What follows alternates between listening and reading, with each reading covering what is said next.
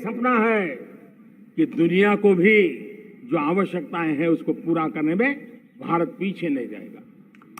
हमारे लघु उद्योग हो, सूक्ष्म उद्योग हो, कुटीर उद्योग हो, जीरो डिफेक्ट, जीरो इफेक्ट, हमें उस करके हमें दुनिया में जाना होगा, हमें स्वदेशी पर गर्व करना होगा। मेरे प्यारे देशवासियों, हम बार बार लाल बहादुर शास्त्री जी को याद करते हैं। जय जवान जय किसान का उनका मंत्र आज भी देश के लिए प्रेरणा है। बाद में अटल बिहारी वाजपेयी जी ने जय विज्ञान कह करके उसमें एक कड़ी जोड़ दी थी और देश ने उसको प्राथमिकता दी थी। लेकिन अब अमृत काल के लिए एक और अनिवार्यता है और वो है जय अनुसंधान। जय जवान जय किसान जय विज्ञान जय अनुसंधान, इनोवेशन। और मुझे मेरे देश की युवा पीढ़ी में भरोसा है, इनोवेशन की ताकत देखिए।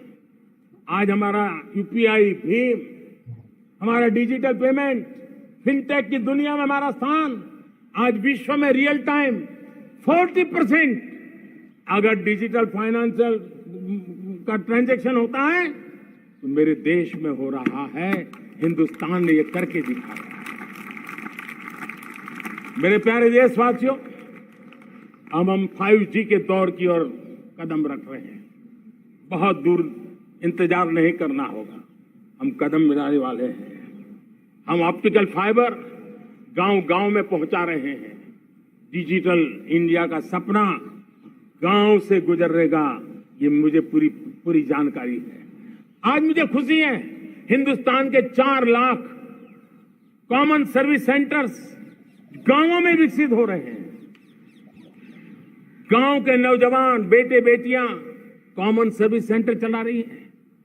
देश गर्व कर सकता है कि गांव के क्षेत्र में 4 लाख डिजिटल एंटरप्रेन्योर का तैयार होना और सारी सेवाएं लोग, गांव के लोग उनके यहां लेने के लिए आदी बन जाए, ये अपने आप में टेक्नोलॉजी हब बनने की भारत की जो ताकत है। मेरे प्यारे देशवासियों, ये जो डिजिटल इंडिया का मूवमेंट है, जो सेमीकंडक्टर की ओर हम कदम मान रहे हैं, 5G की ओर कदम मान रहे हैं, ऑप्टिकल फाइबर का नेटवर्क बिछा रहे हैं, ये सिर्फ आधुनिकता की पहचान ऐसा नहीं है। 3 बड़ी ताकतें इसके अंदर समाहित है। शिक्षा में आमूलचूल क्रांति, ये डिजिटल माध्यम से आने वाली है। स्वास्थ्य सेवाओं में आमूलचूल क्रांति डिजिटल से आने वाली है। कृषि जीवन में भी बहुत बड़ा बदलाव डिजिटल से आने वाला है। एक नया विश्व तैयार हो रहा है।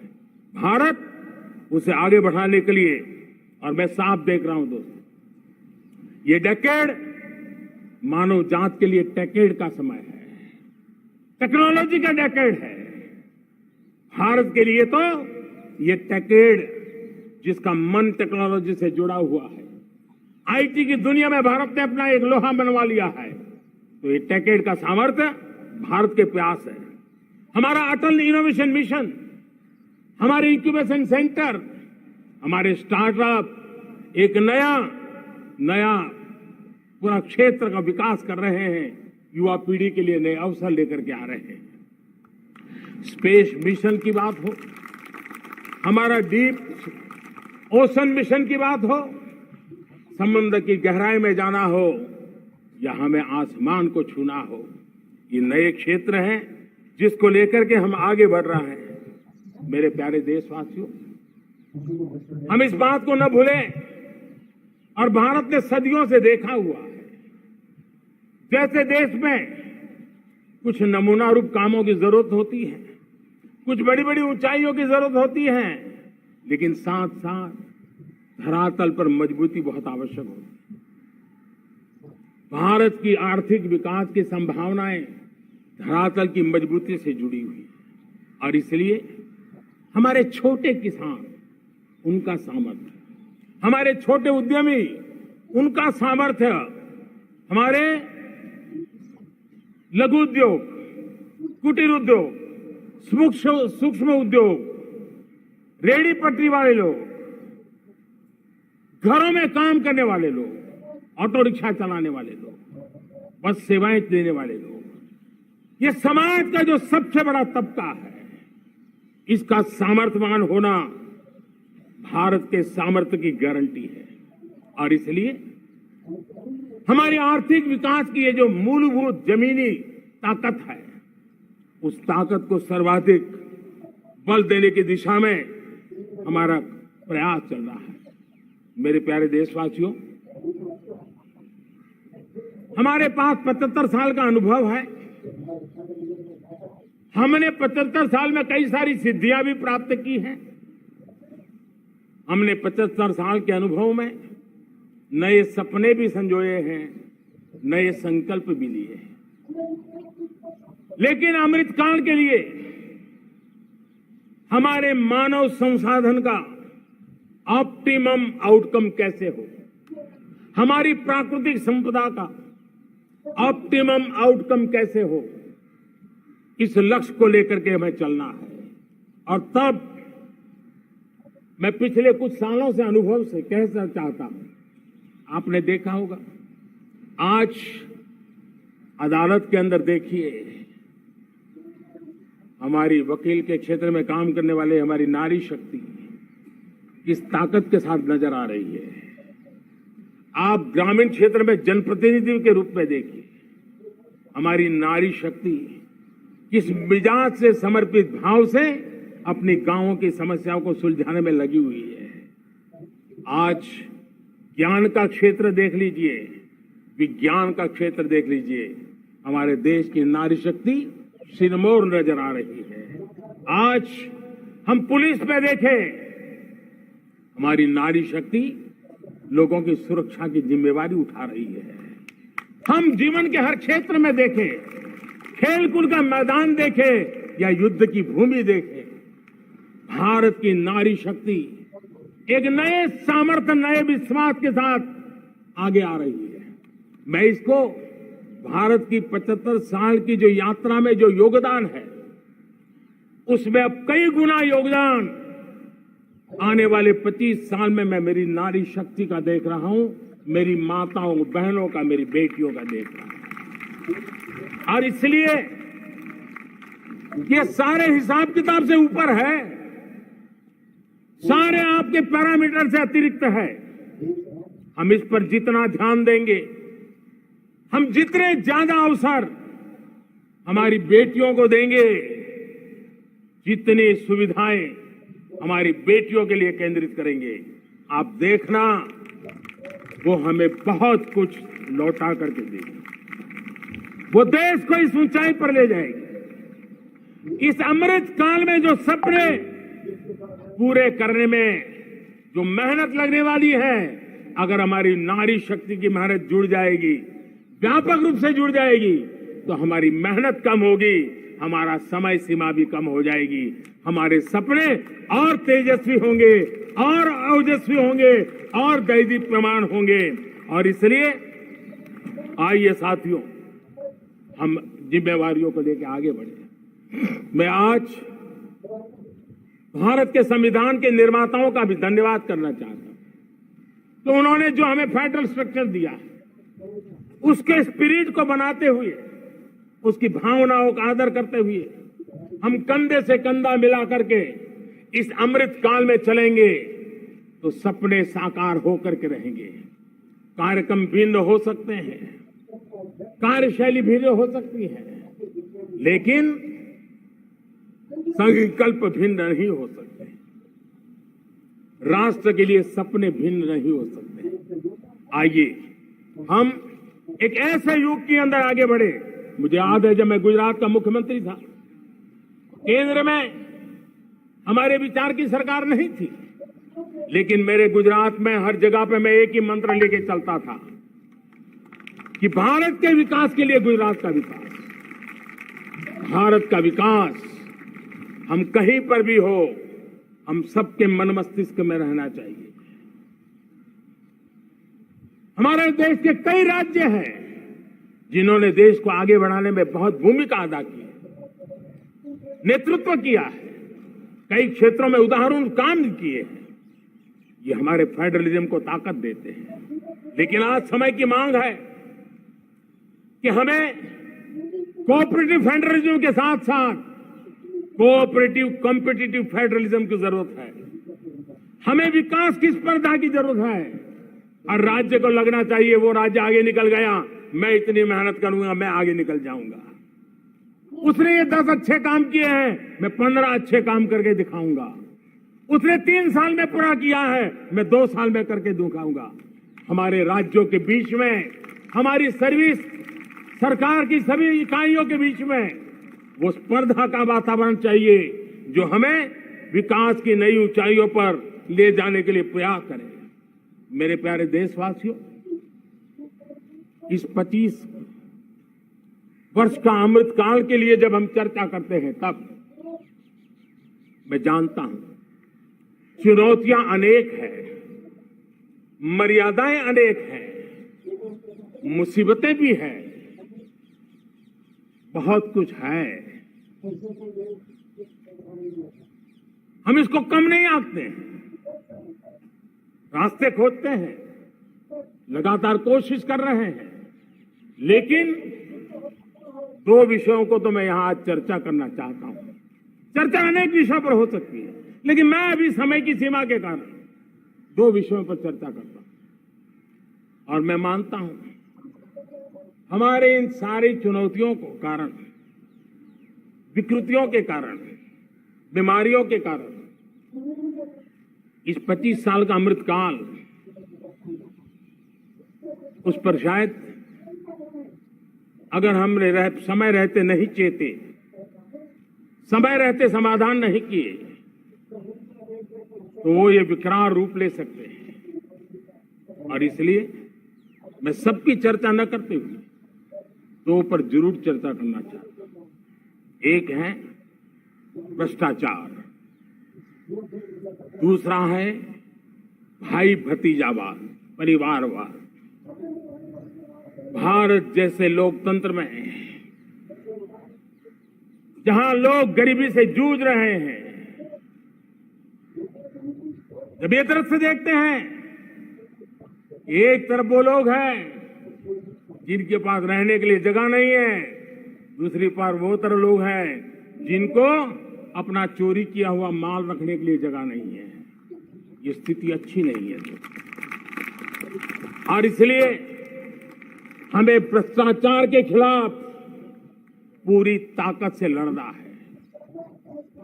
पिछले 8 वर्षों में डायरेक्ट बेनिफिट ट्रांसफर के द्वारा, आधार, मोबाइल, इन सारे आधुनिक व्यवस्थाओं का उपयोग करते हुए 2 लाख करोड़ रुपए जो गलत हाथों में जाते थे, उसको बचा करके देश की भलाई के लिए काम लगाने में हम सफल हुए।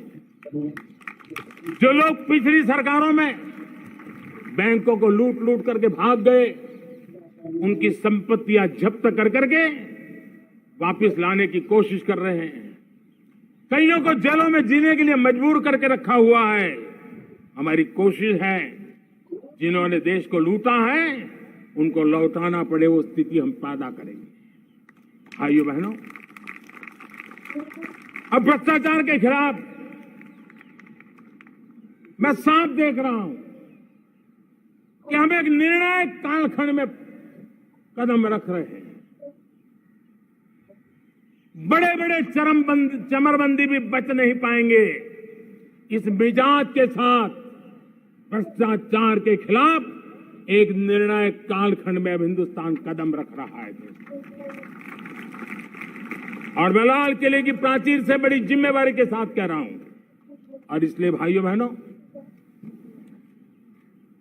भ्रष्टाचार दीमक की तरह देश को खोखला कर रहा है। मुझे इसके खिलाफ लड़ाई लड़नी है, लड़ाई को तेज करना है, निर्णायक मोड़ पे लेकर के ही जाना है। तब मेरे 130 करोड़ देशवासी, आप मुझे आशीर्वाद दीजिए, आप मेरा साथ दीजिए। मैं आज आपसे साथ मांगने आया, आपका सहयोग मांगने आया हूं, ताकि मैं इस लड़ाई को लड़ पाऊं।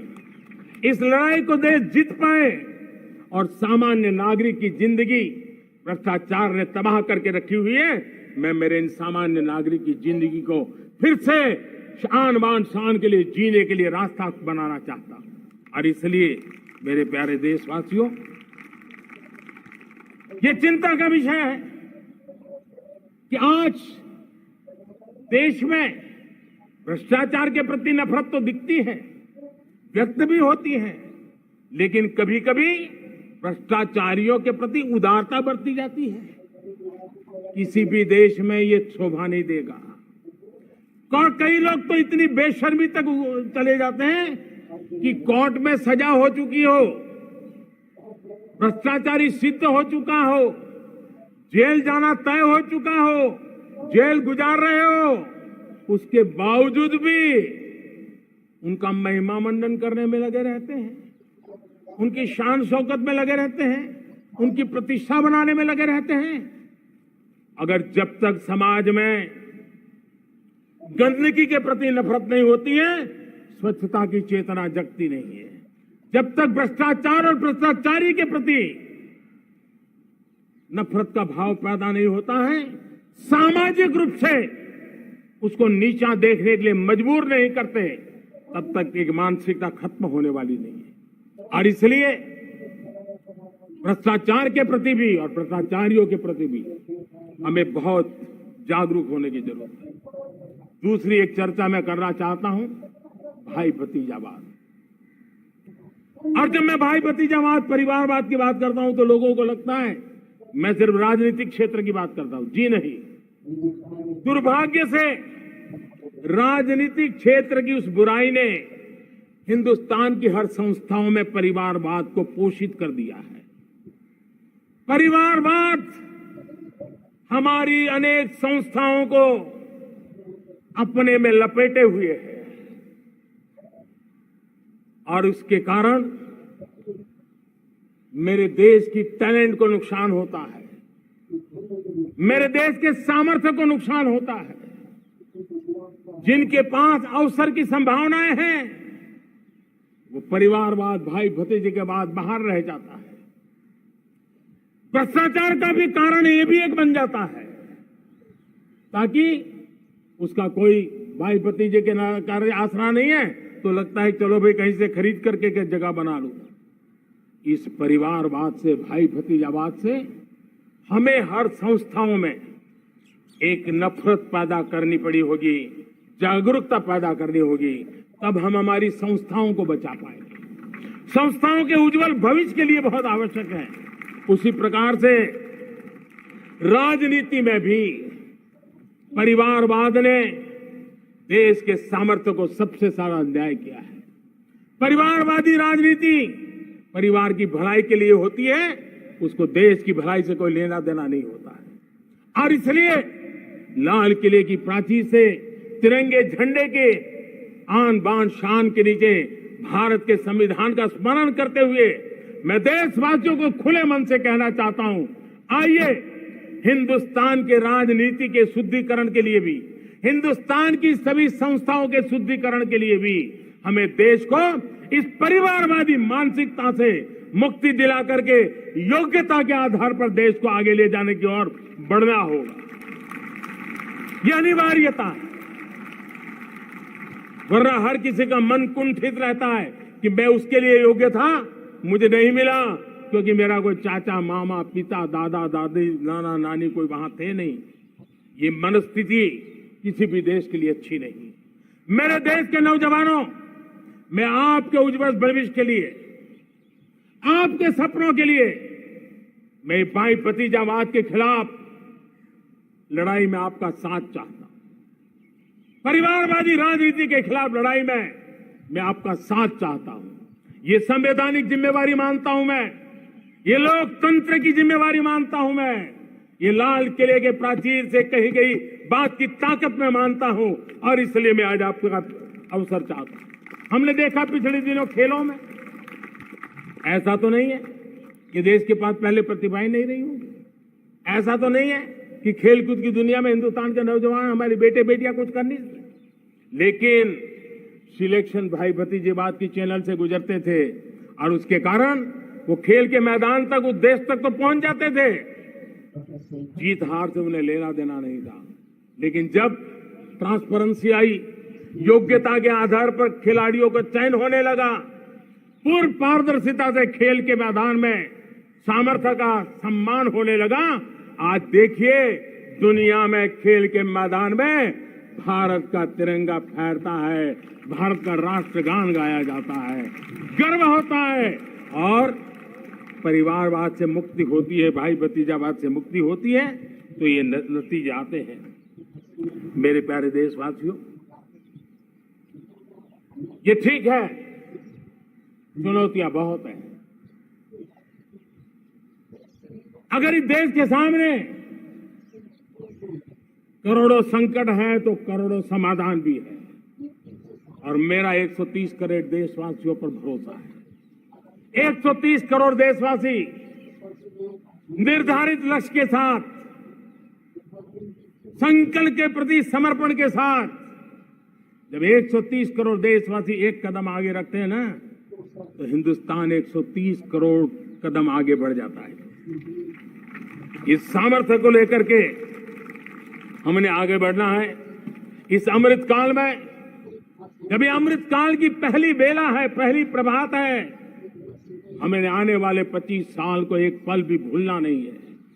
एक एक दिन, समय का प्रत्येक क्षण, जीवन का प्रत्येक कण मातृभूमि के लिए जीना, और तभी आजादी के दीवानों को हमारी सच्ची श्रद्धांजलि होगी।